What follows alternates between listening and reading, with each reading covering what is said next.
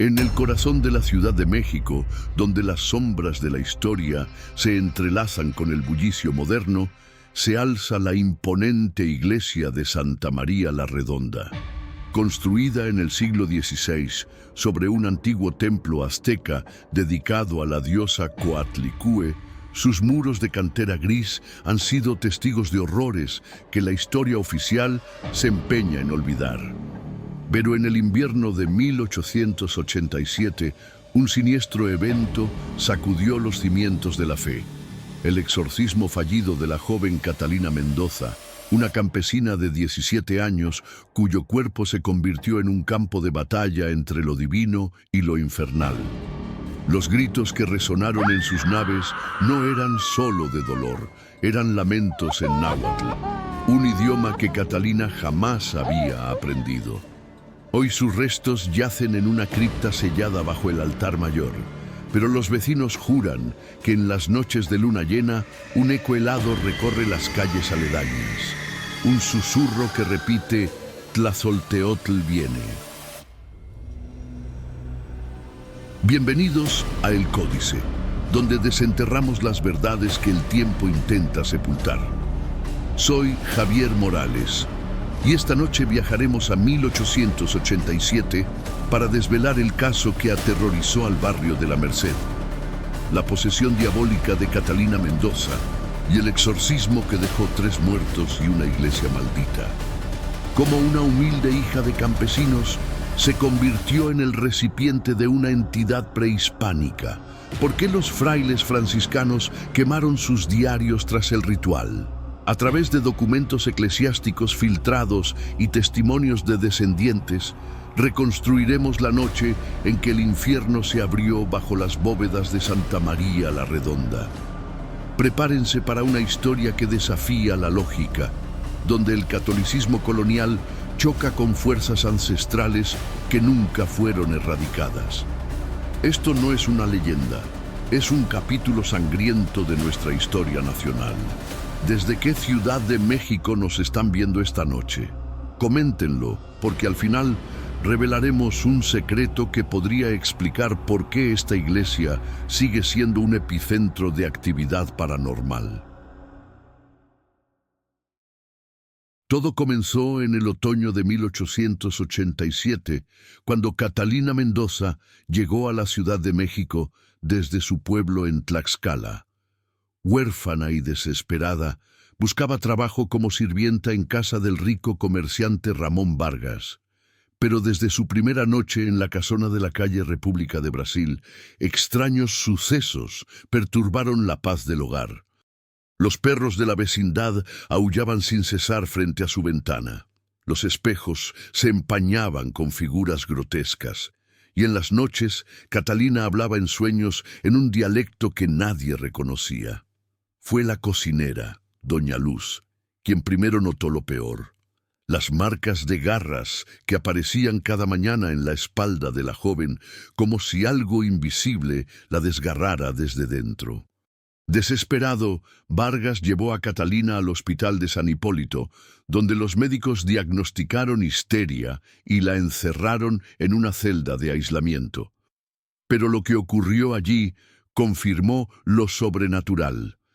En 3 noches, 6 pacientes murieron en circunstancias inexplicables, todos con el rostro congelado en una mueca de terror absoluto. El último, un anciano moribundo, alcanzó a gritar antes de morir: «La niña tiene 2 almas». Tras este incidente, la iglesia intervino. El padre Ignacio de la Torre, un fraile franciscano especializado en casos de posesión, fue enviado a evaluar a Catalina. Lo que encontró en la celda del hospital lo marcó para siempre. La joven, suspendida a 1 metro del suelo, con los ojos completamente negros y una voz gutural que recitaba versos del Códice Florentino en perfecto náhuatl. La posesión, según el padre Ignacio, no era obra de un demonio común. La entidad que habitaba a Catalina se identificaba como Tlazolteotl. La diosa azteca de la lujuria y la purificación exigía un sacrificio humano para liberarse, y tenía un plazo exacto, la próxima luna llena, cuando el poder del antiguo templo bajo la iglesia estaría en su punto máximo. El padre Ignacio sabía que estaba ante un caso sin precedentes, una posesión que mezclaba el catolicismo con fuerzas prehispánicas, un monstruo híbrido que los libros de exorcismos jamás habían previsto. Mientras tanto, Catalina seguía encerrada, su cuerpo debilitándose, pero su voz ganando fuerza cada noche, profetizando desastres que se cumplían con precisión aterradora. Un terremoto en Puebla, un incendio en el mercado de la Merced, la muerte del arzobispo. La ciudad entera temblaba, sin saber que el origen de su pánico estaba encerrado en una celda de hospital. El padre Ignacio de la Torre sabía que enfrentaba una batalla desigual. Consultó los archivos secretos del arzobispado, donde encontró referencias a casos similares durante la conquista, indígenas poseídos por antiguas deidades que resistían la evangelización. Pero ningún ritual había funcionado, todos terminaban en muertes masivas. Desesperado, viajó a Puebla para buscar ayuda en el convento de Santo Domingo, donde vivía el fray Juan de San José, un anciano exorcista de 80 años, con conocimientos en lenguas indígenas. Lo que encontró lo heló la sangre. Fray Juan había participado en el último exorcismo de este tipo, en 1789, y era el único sobreviviente. Esa entidad, Tlazolteotl, no es un demonio, le advirtió el anciano. Es un arquetipo ancestral que se alimenta del miedo y la fe. Cuanto más luchas contra ella, más fuerte se hace. La única solución es un ritual de contención, no expulsión. Juntos diseñaron un plan audaz. Usar la propia arquitectura de la iglesia de Santa María la Redonda, construida sobre el templo de Coatlicue, para atrapar a la entidad. El ritual requería 3 elementos clave. La sangre de un descendiente directo de los sacerdotes aztecas. Encontraron a un anciano en Xochimilco, un espejo de obsidiana pulida, robado del Museo Nacional, y la luna llena como catalizador. Mientras tanto, Catalina fue trasladada a una celda en la cripta de la iglesia, encadenada con grillos de plata bendita. Pero la entidad ya no se ocultaba. Hablaba a través de Catalina, revelando secretos oscuros sobre los sacerdotes involucrados, acusándolos de crímenes pasados. El padre Ignacio comenzó a dudar. ¿Estaba realmente luchando contra el mal o contra un poder que tenía derecho a reclamar lo que siempre fue suyo? La tensión crecía en la ciudad. Rumores de posesión se extendían como reguero de pólvora y grupos de curiosos se reunían frente a la iglesia cada noche. El arzobispo, presionado por el gobierno, ordenó que el ritual se realizara en secreto, bajo pena de excomunión para los que hablaran. Pero el mal ya había escapado de la celda. 3 monjas que atendían a Catalina fueron encontradas en sus celdas, con los ojos arrancados y la piel cubierta de jeroglíficos en náhuatl. El mensaje era claro. Tlazolteotl ya no estaba contenida. El padre Ignacio y fray Juan aceleraron los preparativos, sabiendo que cada hora perdida significaba más muertes. La noche del ritual, la ciudad se sumió en un silencio pesado, como si el aire mismo contuviera la respiración. En la cripta, Catalina esperaba, su cuerpo ahora una marioneta de algo antiguo y hambriento.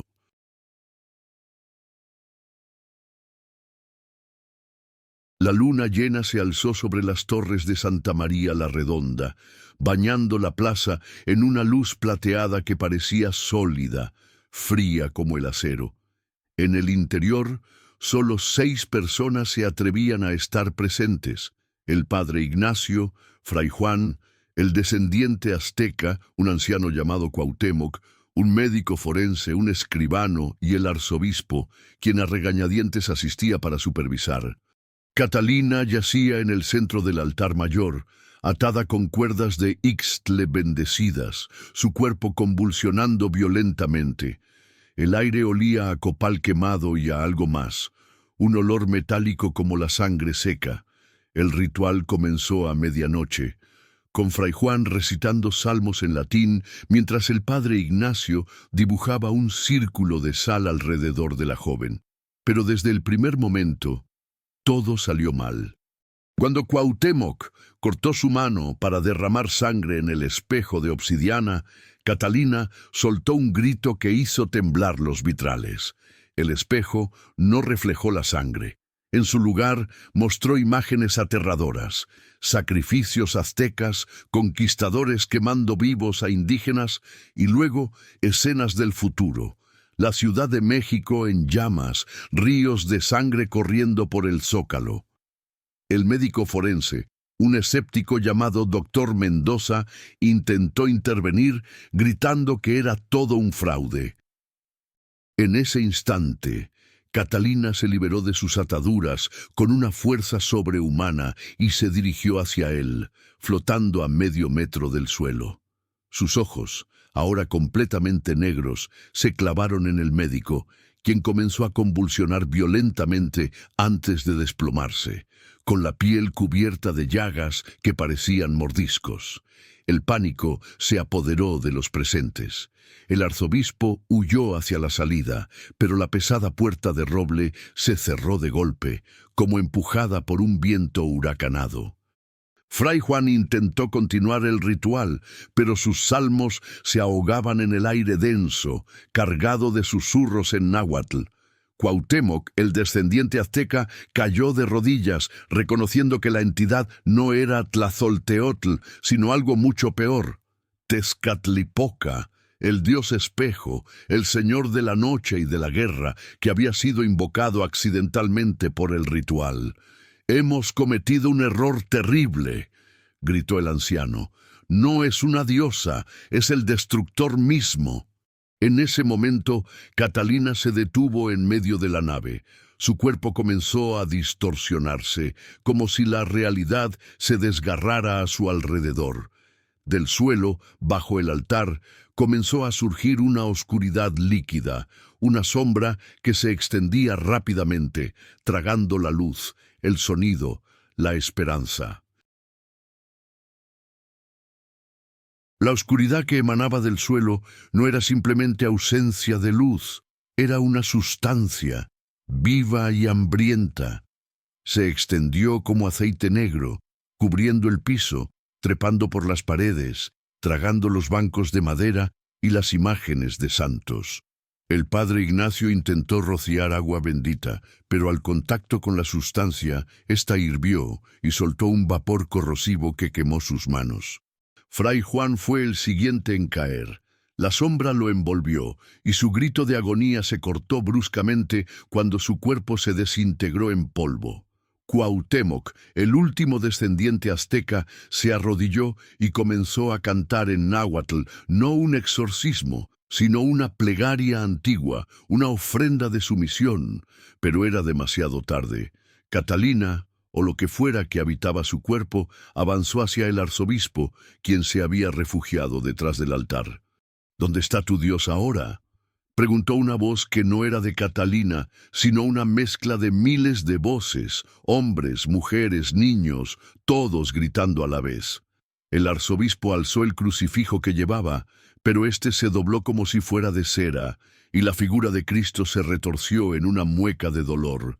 La sombra alcanzó al prelado y su cuerpo se hinchó grotescamente antes de estallar en una lluvia de sangre y fragmentos de huesos.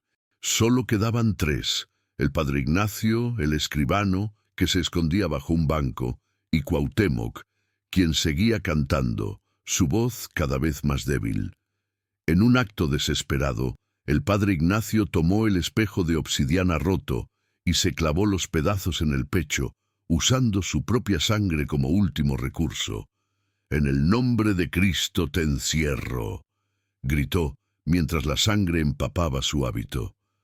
La sombra retrocedió momentáneamente y Catalina cayó al suelo, inmóvil. Pero la victoria fue efímera.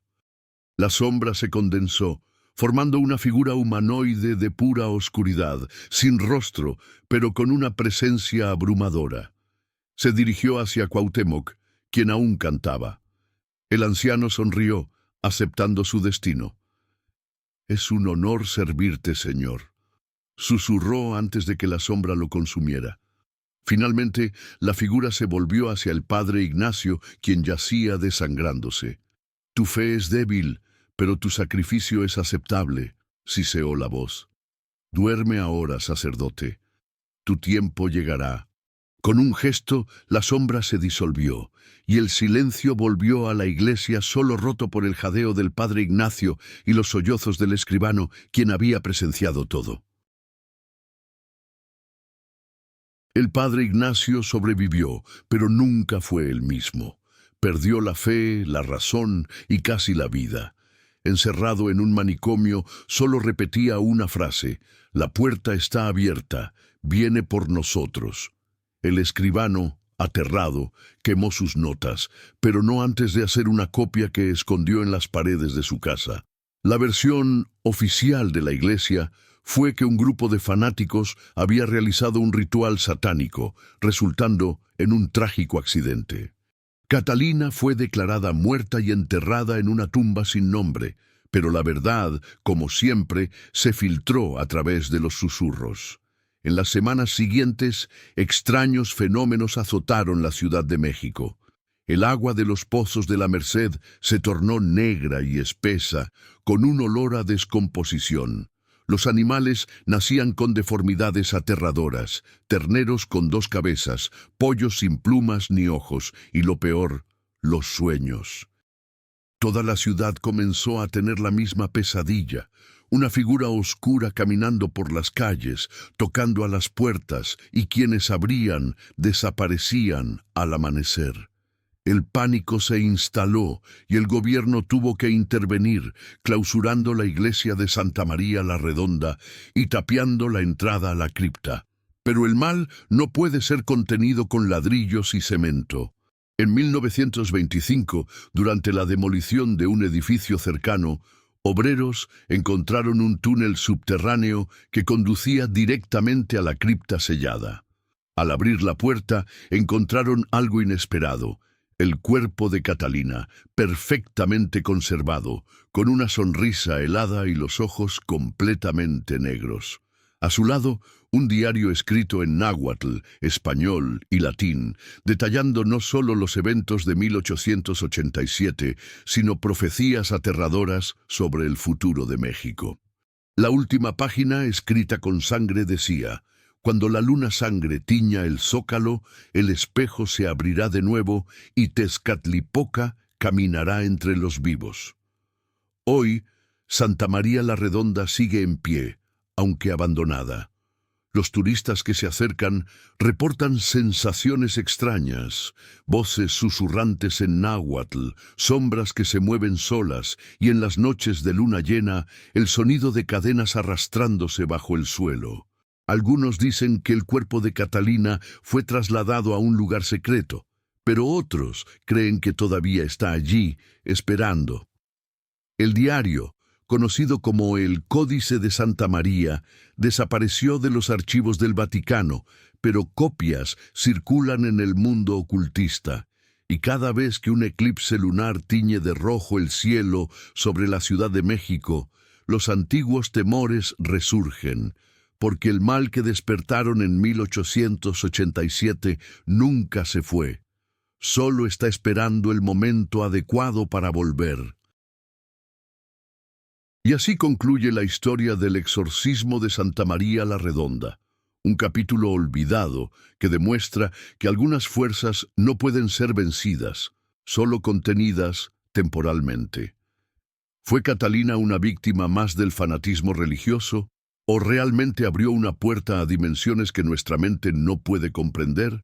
Los archivos de la Iglesia siguen sellados, pero los testimonios de descendientes y los hallazgos arqueológicos recientes sugieren que algo permanece bajo esas losas. La próxima vez que caminen por el centro histórico de la Ciudad de México, cerca de la Merced, presten atención al viento.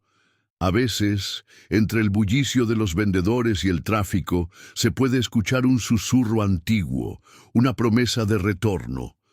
Porque como dice el Códice de Santa María, el espejo siempre refleja, incluso cuando nadie quiere mirar. ¿Desde qué ciudad de México nos están viendo esta noche? Cuéntenlo en los comentarios, y si han visitado Santa María la Redonda, compartan sus experiencias. Porque en el Códice creemos que el terror más auténtico no está en las leyendas, sino en los hechos que la historia intenta ocultar. No olviden suscribirse y activar la campanita para más historias que desafiarán su percepción de la realidad. Hasta la próxima, donde las sombras cuentan la verdad.